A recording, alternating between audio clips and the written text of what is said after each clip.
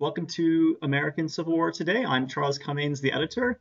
On today's show, we have David Meisky. Is that right? Am I pronouncing that correctly? Meisky? That's right. Okay, David Meisky portrays probably a person that you might not be as familiar with. He portrays William Extra Billy Smith, and I have to confess, my friends usually think of me as the Wizard of the American Civil War, but I'm actually not familiar with Extra Billy Smith, so I will be learning about him as everyone else out there will be today. So yeah, David Meisky, he's retired from the Fairfax County, Virginia Public Library System and currently lives in the beautiful Shenandoah Valley. He has a background studying history at George Mason University. Spent some time in the DC Army National Guard. Has been a reenactor for the last 12 years, and for the last 7 years has portrayed Extra Billy Smith as a living historian. So welcome to the show today, David. Thank you. Glad to be here. Okay, well, let's just go ahead and get started. Maybe just kind of, actually on last week's show, we had another living historian on, so I think the audience kind of understands what living historians do now. But maybe can you tell us how you decided to become a living historian? Well, I was lucky in the seventh grade having a teacher that made history very, very interesting, more than just names and dates. So I've been interested in history. And back a dozen years ago, so I got involved in reenacting third person. Third person means you're portraying a generic Confederate infantryman. But then I Union. started looking around, and I started actually doing a program on Civil War money, where I'd talk about the money and display my collection. And through that, I got involved with a group called Lee's Lieutenants, which is a group of living historians who portray, well, obviously General Lee, and we have Jackson and Stewart and the whole congregation. And I got involved with them, and then I started looking around, and it's fun to be a general, so I started looking at people I might portray, and the way I went about it was to get a Civil War encyclopedia and start looking at the pictures of the various Confederate officers and see one that I could somewhat match up with. You want to look as much as possible like that person, and I came across Extra Billy Smith, and I must confess I knew very little about him, but I started studying, and the more I studied, the more interesting he became. And after about a year and a half of studying him, I actually, about 7 years ago, began portraying him. That, of course, doesn't mean that the studying stopped. When you're doing this, you can always find more stuff about your character. Right. Okay. Okay. Well, that's good. Let's go ahead and get into some details then on Extra Billy Smith's life. So maybe just tell us a little bit about his background and specifically a lot on what his role in the American Civil War was. Okay. Well, during the war, he was shall we say, mature gentleman. He had been born in 1797 in King George County, Virginia. He had, sorry, yeah, King George County, Virginia. He had become a lawyer in 1818. He had set up a law practice in Culpeper, Virginia. He married there in 1821. Him and his wife would have 11 children, 3 of whom would die as infants, which at that time was about average. In 1826, he organized a stagecoach line from Washington City to Culpeper, and the following year obtained a contract with the post office to carry the mail over that route. Well, over the next several years, he extended the route south through Charlottesville, Lynchburg, Danville, all the way through the Carolinas to the Georgia state capital, which at that time was Milledgeville. His contract with the post office provided that as each new section opened, he would receive additional compensation because, of course, he's carrying the mail a lot longer distance. And he also increased the frequency from once a week to having the stage leave Washington City every day for the 3-day trip to Lynchburg, and then 3 times a week it would continue on 6 more days to Milledgeville. And again, he received additional compensation because the mail is being delivered at a much faster rate. Well, in 1834, Congress was investigating the post office department. They were auditing the books, noticed all these additional payments for William Smith. Well, one day, Senator Benjamin Lee of Virginia, that's Lee, Leigh, no relation to the general, made a speech in which he referred to the extra payments for Billy Smith. That name stuck, but extra payments, Billy Smith, is a big mouthful, so it was shortened to Extra Billy Smith. And in fact, the name became so widely known that you didn't have to say Smith. It was like he was a modern rock star or soccer player. You just had to say Extra Billy. So, what was there actually some shady? Were there actually some shady transactions that had happened? There are all types of stories, some of which I can prove are false. Some of them are good stories about how he got his name. Some of them are bad stories about how he got his name. But that's my story, and that's his story, and we'll stick to it. Okay. Well, he was an attorney. He was a businessman. No place left to go but politics. So in 1836, he was elected to the Virginia State Senate, reelected in 1840. But in 41, he resigned and ran for the U.S. House of Representatives and lost the election by 6 votes. However, there were a number of irregularities, so the House of Representatives referred it to the Committee on Elections, who ordered that the election be rerun. It was, and Billy won by about 200 votes, so he became a United States congressman. In 1843, of course, he's up for re-election, and the Whigs, he was a Democrat, the Whigs figured they couldn't defeat him, so they gerrymandered his county of Culpeper into the neighboring district, which was a strong Whig majority. So he lost that election. And in 1843, now he's out of politics, and he moved from Culpeper to Warrenton. Now, if you see what he has written, he writes that he moved to Warrenton because there were better business opportunities and better opportunities for education for his children. If you dig a little deeper beyond his story, basically he was foreclosed on. Having been in Congress and in the state Senate for a number of years, his business affairs had declined, so he was broke. So he actually had to sell out his Culpeper property and several others and moved to Warrenton. Well, in Warrenton, he concentrated on his law practice. He concentrated on his stagecoach line, and he was doing good. He got out of the red into the black, and in December, though, of 1845, disaster struck. He was elected governor. At this time, the governor was elected by the General Assembly for a 3-year term, and without his knowledge, some of his friends had put his name in as governor, and he was elected. So he was completely surprised to have received that telegram.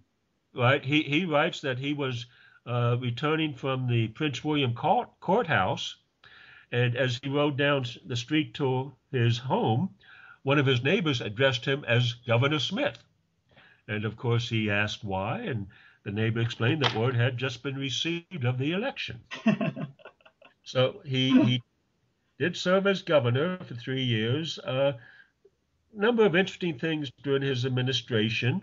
He introduced and got passed legislation which allowed local counties to set up free public school systems and to receive state aid for these schools. So the father of free public education in Virginia.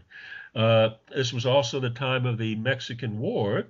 So Virginia raised a regiment, and as governor, Extra Billy was responsible for appointing the officers. And one of the gentlemen he appointed as major of that regiment was Jubal Early, who, of course, we will see they had a lot of association later on. One other thing, and right now and back then, having a bipartisan well, having something that was very bipartisan was hard to get.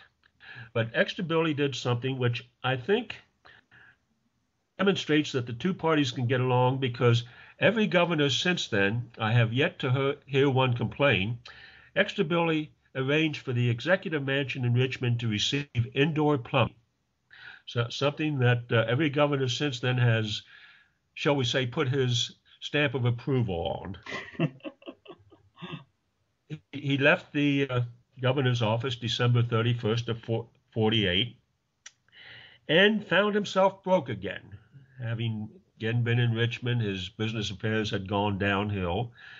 But this time it was very easy. He just in the spring packed up and headed for California in 1849. Of course, we know what's happening out there in 49. The gold rush, so he heads to California. His oldest sons, William and Caleb, had already gone out to California, so Billy joined them. While he was out there, the next year, his son William was actually lost at sea near the Sandwich Islands, what we now call Hawaii, on a trading voyage to China. In 1852, in December, Extra Billy returned home. He had done quite well in California as an attorney, and also he invested a lot in real estate in San Francisco. So he made his fortune out there during the gold rush, but not from out digging gold. Before we leave California, let me just follow up a little bit on his son Caleb. Was a justice in the San Francisco Superior Court. In 1856, he went to Nicaragua, ostensibly to buy land, and while down there, he died of fever. I haven't been able to make the connection, but I'm strongly suspect that he had other things going because this was the time when William Walker, the filibuster, had taken over the government of Nicaragua and was setting up his own government there. He was the president. So can you tell us? Okay, so filibuster has a different meaning in modern English. Can you elaborate just briefly on what filibuster meant in the mid 19th century? Mm-hmm. Basically, filibusters were people who would gather together a group of men, mercenaries, and go in and take over a country. So what had happened, Walker had gathered several hundred men, and with the support of Cornelius Vanderbilt, had gone in and taken over Nicaragua. What had happened, Nicaragua had a civil war. He came in to fight on the side of one of the guys in the Civil War. They defeated his opponent, and then he overthrew the guy he had come to help. So he's president of Nicaragua. But then he made a big mistake. He double-crossed Vanderbilt on a business deal. So all of a sudden, all the neighboring countries, Costa Rica and the others, are declaring war on Walker, and they are being financed by Vanderbilt. You didn't mess with the Commodore. So anyhow, this is when Billy's son was down there, and I strongly suspect he was involved in all that. But I can't prove it. Well, end of 52, he returned to Virginia. His finances were now in good shape. He was elected to Congress in 53 and again in 55, 57, and 59, so he would serve 4 more terms in the House till 1861. Of course, 61, the war broke out, and Billy was still a civilian at the end of May of 61 when he went to visit Fairfax Courthouse. The local infantry unit, the Warrenton Rifles, had been assigned to Fairfax, as had been 2 cavalry companies, one from Rappahannock and one from Prince William County, who were from his congressional district. So these were people that he knew. The commander of the post there was, at that time, Lieutenant Colonel Richard Ewell, who Billy knew. So he's up visiting there when in the morning hours, about 2 a.m. of June 1st, the post was attacked by Union cavalry forces. The Confederate cavalry was scattered. About half the Confederate infantry was scattered when they engaged in the friendly fire incident with the retreating Confederate cavalry. So Extra Billy, who had been staying at a friend's home arrive down there. Again, it's dark now, 2:33 a.m. in the morning, to find these 45 or so men of the Warrenton Rifles milling about. He asked, "Where's the captain?" Uh, John Marr.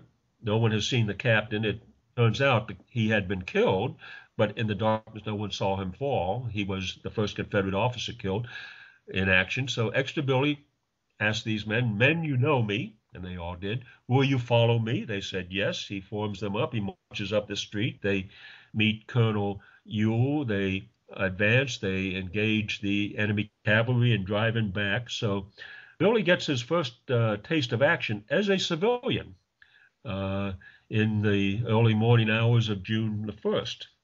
Well, several weeks later, he went to Richmond and visited Governor John Letcher for the purpose of obtaining a commission. Billy thought it was his duty to serve, although Governor Letcher expressed some doubts because of Extra Billy's age. But How old was Extra Billy in 1861? 1861, he was going on 64. Okay, so up there, really, yeah. So at that time, that was uh, fairly old, not as old as I am now, so it doesn't seem as old right now. So anyhow, But he the was. soldier's life is very difficult. It is it is indeed, and that Mm. was Governor Letcher's worry. But he was appointed colonel of the 49th Infantry Regiment, Virginia Volunteer Infantry, and the unit was being formed at Manassas from the various independent militia companies as they came in.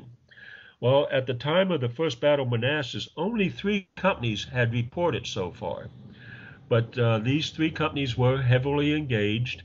They had been down at Lewis Ford, and when the fighting started, they came up, took position to the left of General Jackson's brigade. They engaged in the capture of Union artillery and actually suffered 40 casualties out of about 210 men involved, which at this stage of the war was heavy casualties. Later on, it would not be that much.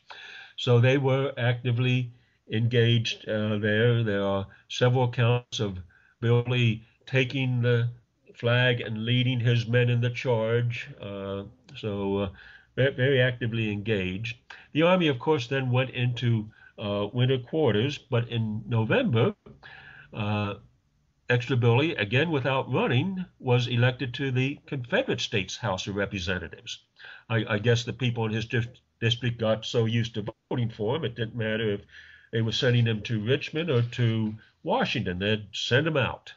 So he spent the winter, January, February, in Richmond serving in the House, but then when the Confederate forces withdrew from Manassas, he rejoined the army, and the 49th was sent down to serve under General Magruder on the peninsula. They were at the siege of Yorktown, uh, the retreat up the peninsula. They were heavily engaged at the Battle of Seven Pines.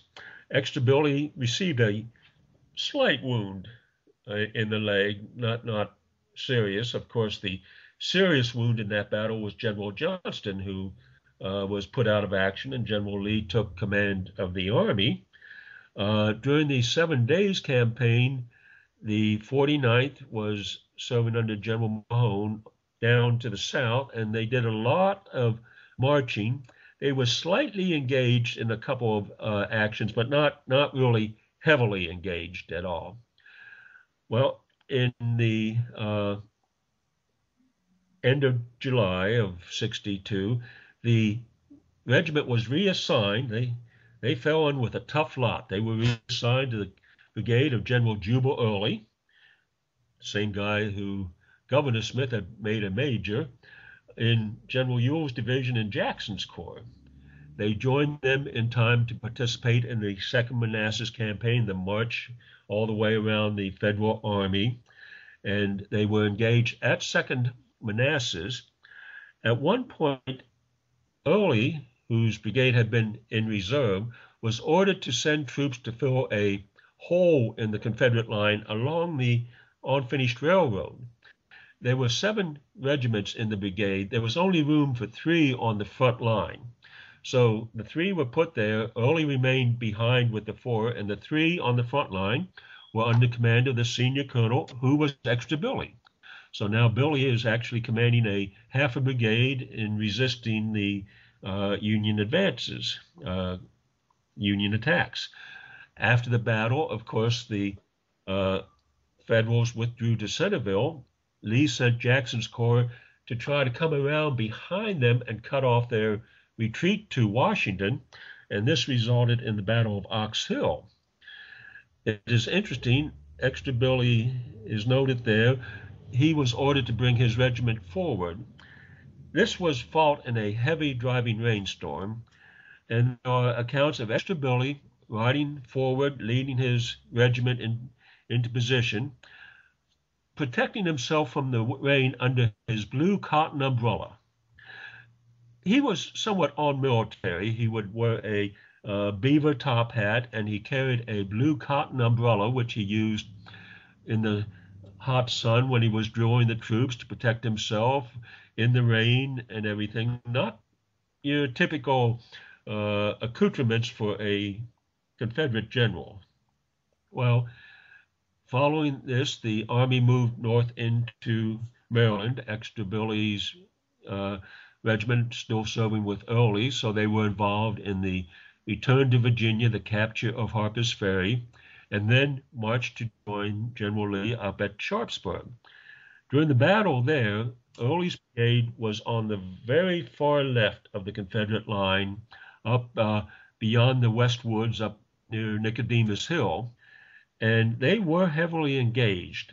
At one point, General Lawton, the division commander, he had taken over from Ewell when Ewell was wounded at Groveton, was wounded, so Early took command of the division.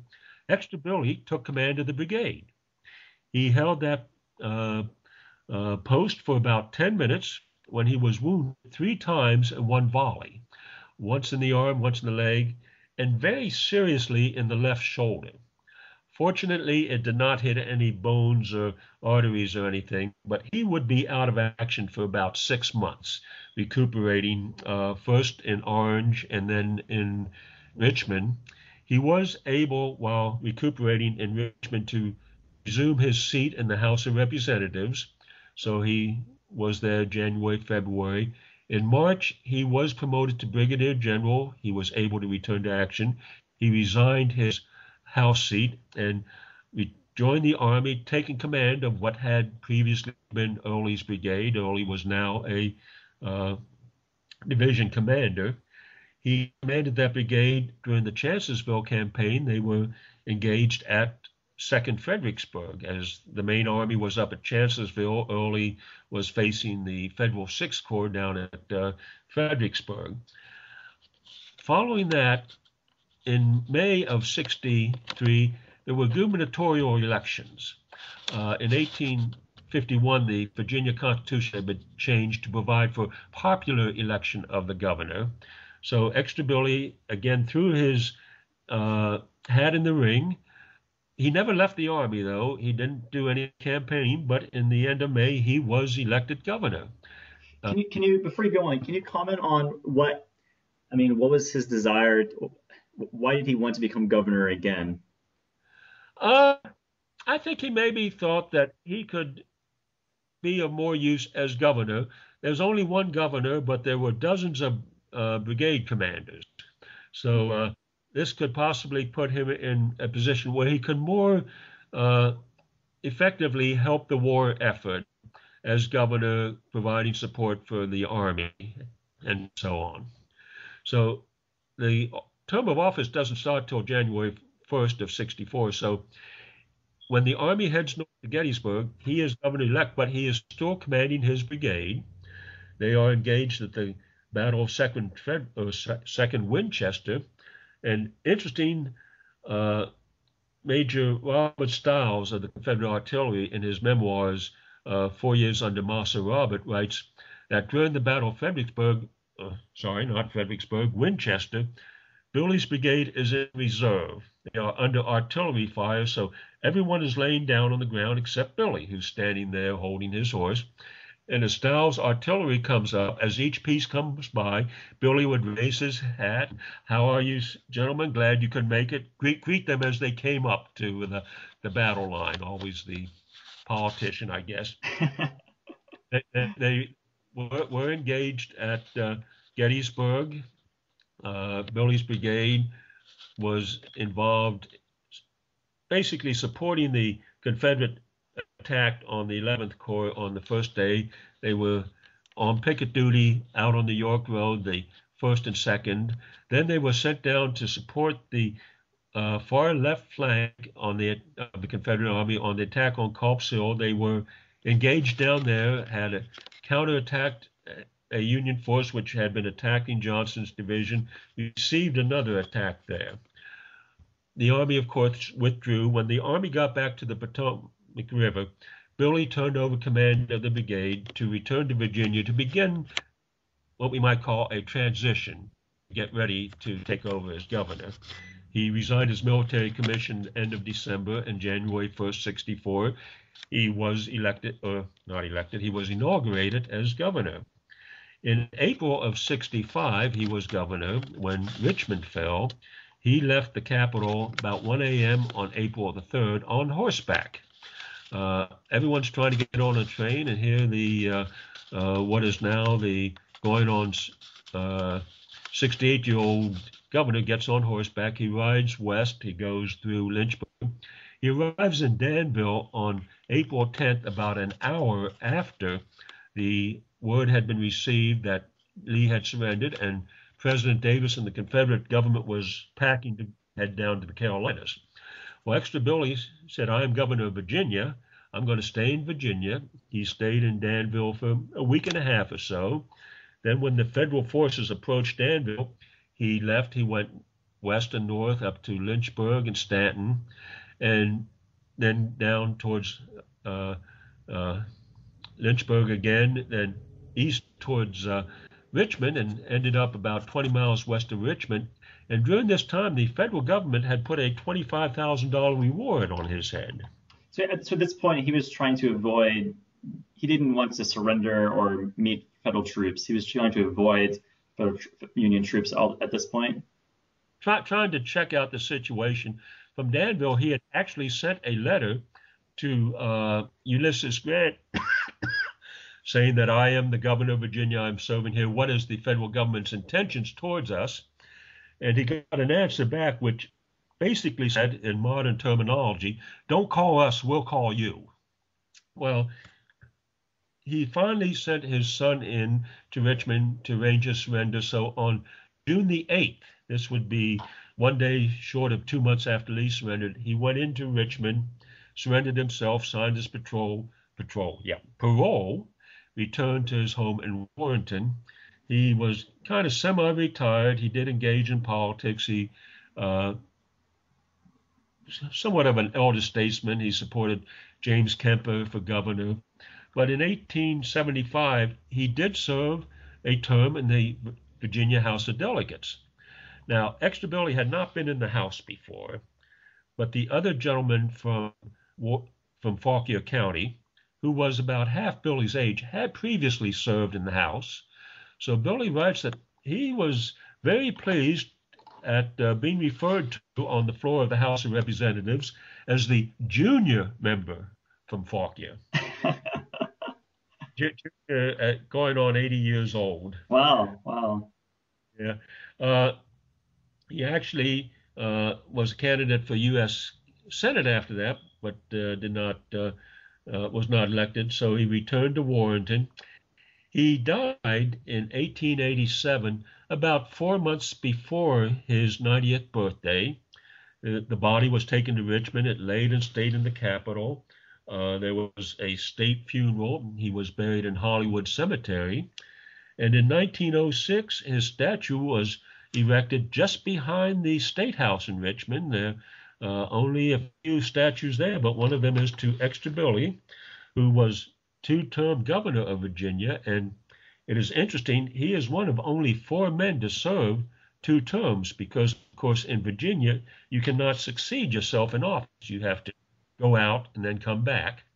And Billy was one of four men to do that. The recent was in the 1960s and 70s, Miles Godwin, but the two that had preceded him were two gentlemen named James Monroe and Patrick Henry. So in good company, I think. Illustrious names, yes. Uh, if we got 2 hours, I got all types of extra Billy stories I can tell you, but you said about half an hour, and I think Well, we. how about this? Can you tell us, I mean, how did he pass away? I mean, just old age or a certain sickness? What was the circumstance? Basically old age. May 16th, he was sitting out on his porch in the evening watching the sunset and said, I don't feel too good. They took him in, put him to bed. And, the morning of the 18th, he quietly passed away. So it's 90 years, four wounds, traveling to California, serving in the U.S. House of Representatives. All of those things will wear a man down. Yes, yes. Well, David, thank you very much for coming on the show and talking about Extra Billy Smith. I definitely, I think for a lot of people, probably one of the more obscure people, but you talk about his history. I think the thing about the American Civil War, there are just so many famous people, and it's sometimes you kind of miss these sub but no less interesting people at the time. So that was very informative and interesting. I just want to briefly kind of mention about what you do. You do have a website, so we'll put that in the post here. And I know you do quite a lot of events. Can you just maybe comment on the kind of events you usually do? Well, Lee's Lieutenants, my group, is the living history group at a lot of the big events, Gettysburg, Sharpsburg, and so on. I do a lot of smaller events. I do school programs, both as Extra Billy and my pay the monies event, and occasionally as an infantryman in the school. I'm looking forward to next February. One of the advantages of being retired, you don't have to show up for work every day. So I'm headed to Florida, and I'm going to be doing the first 3 weeks in February in Florida at different events. Then I'm going to Aiken, South Carolina, the last weekend in February. I'm going to Fort Anderson, North Carolina, the next weekend, getting up here in time for things like the Long Road Home. This is a program Lee's Lieutenants does at Clover Hill Village in Appomattox.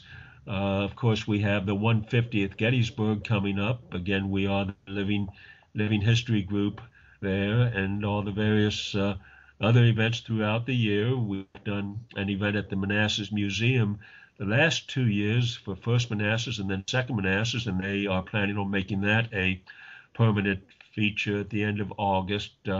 So we have the big events, but then I do a lot of the smaller events too. So I retired at the end of June, and this is, I think, the third weekend since then when I do not have anything going on. So I managed Okay. to. On your website, I think you keep an updated list of your events. Is that right? I do indeed, and that is www.extrabillysmith.com. Great, and we'll put a link to that in the post as well. So thanks again for coming on the show. I'm sure I'll see you at some of these events. I don't get to make it to all of them because of my schedule, but I try to at least do a few a year. So I'll see you at one of them in the future, definitely. Looking forward to it. Okay, David, have a great day. And